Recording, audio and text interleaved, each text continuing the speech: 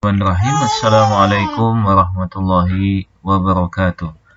Alhamdulillah wassalatu wassalamu ala Rasulillah wa ala alihi wa ashabihi wa man walah, amma ba'd.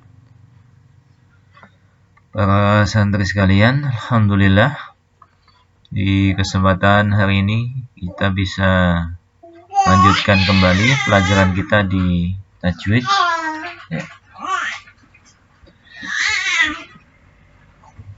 Masih di pembahasan kenapa kita harus mempelajari ilmu tajwid. Pada pembahasan yang lalu telah kita jelaskan bahwa suatu ilmu itu akan tergantung dengan hubungan ilmu tersebut dengan apa. Al-Quranul Karim itu berkaitan dengan tajwid, atau ilmu tajwid itu adalah ilmu yang membahas bagaimana cara membaca Quran kitabullah dengan sebaik-baiknya. Kitabullah yang mana isinya adalah petunjuk dari Allah Subhanahu wa taala, tentunya sangat mulia, dan itu adalah kalamullah, firman Allah Subhanahu wa taala. Otomatis berkaitan dengan Allah Subhanahu wa taala. Oleh karena itu, ilmu tajwid juga merupakan ilmu yang mulia. Ada beberapa hadis di sini yang sudah bisa kita ketahui. Ada satu, al-mahiru bil Quran ma'as safaratil kiramil bararati. Orang yang pandai, mahir dalam baca Quran akan dikumpulkan bersama rombongan para malaikat yang mulia. Kemudian Nabi SAW juga mengatakan, zayyinul Qur'ana bi aswatikum. Hiasilah Quran dengan suara-suara kalian. Membaca Al-Quran dengan suara yang indah itu kalau berdasarkan tajwid, bukan dengan nyanyian, karena tidak dibolehkan kita melakukan Al-Quranul Karim, menghiasi bacaan Al-Quranul Karim dengan hal-hal yang serupa dengan nyanyian. Jadi tajwid itu adalah ilmu yang paling mulia karena berkaitan dengan Quranul Karim. 2, mengamalkan nasihat Rasulullah sallallahu alaihi wasallam ini, zayyinul Quran bi aswatikum. 3, mendapatkan balasan pahala yang besar dari Allah Subhanahu wa taala. Orang yang baca Quran, setiap huruf itu satu kebaikan. Wal hasanatu asyru amsalihha, kata Nabi sallallahu alaihi wasallam. Satu kebaikan itu apa? Dilipatkan 10 kali. Satu huruf 10 pahala. Maka membaca Al-Quranul Karim itu pahalanya sangat besar di sisi Allah Subhanahu wa taala.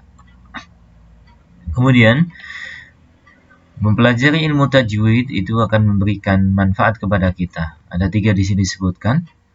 Bisa menguasai bacaan Quran, menjaga lisan dari kesalahan ketika membaca Al-Quranul Karim, bagus dalam membawakan bacaan Al-Quranul Karim.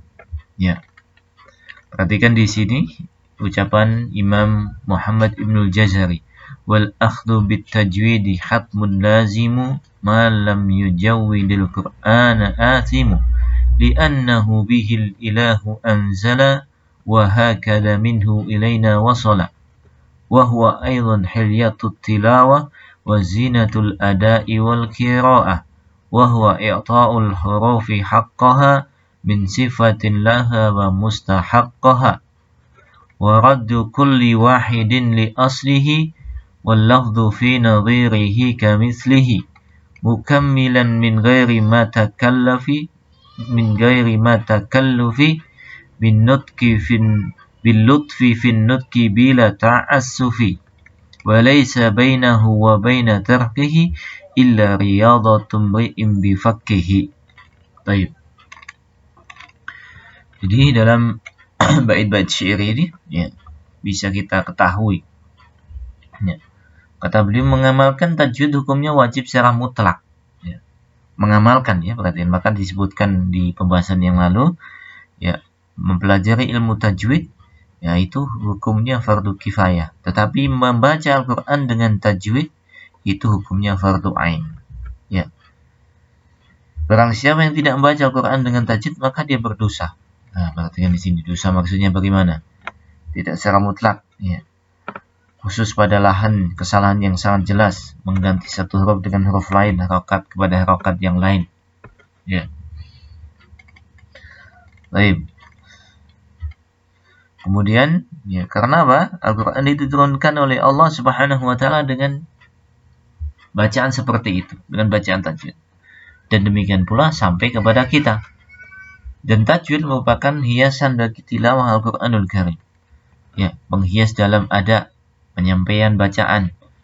Ya, apa itu tajwidnya? Memberikan setiap huruf haknya dari sifat dan mustahabnya. Sifat yang berlekat pada huruf itu terus-menerus, mustahab itu yang terdapat dalam huruf tersebut ketika bertemu dengan huruf yang lain.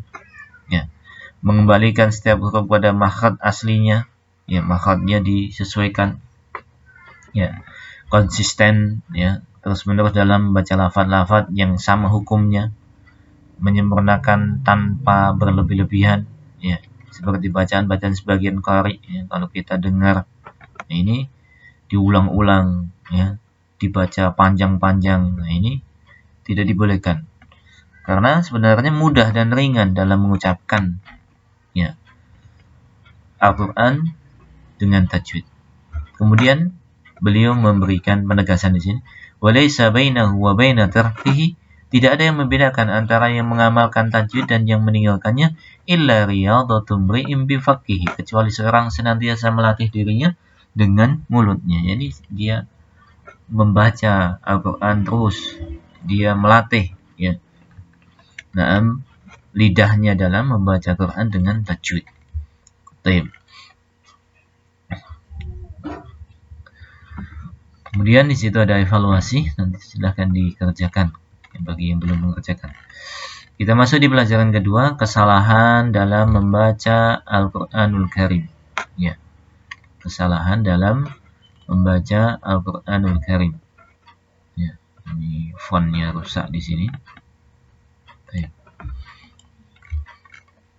Ya, insyaallah taala kita lihat dulu di pembahasan berikutnya.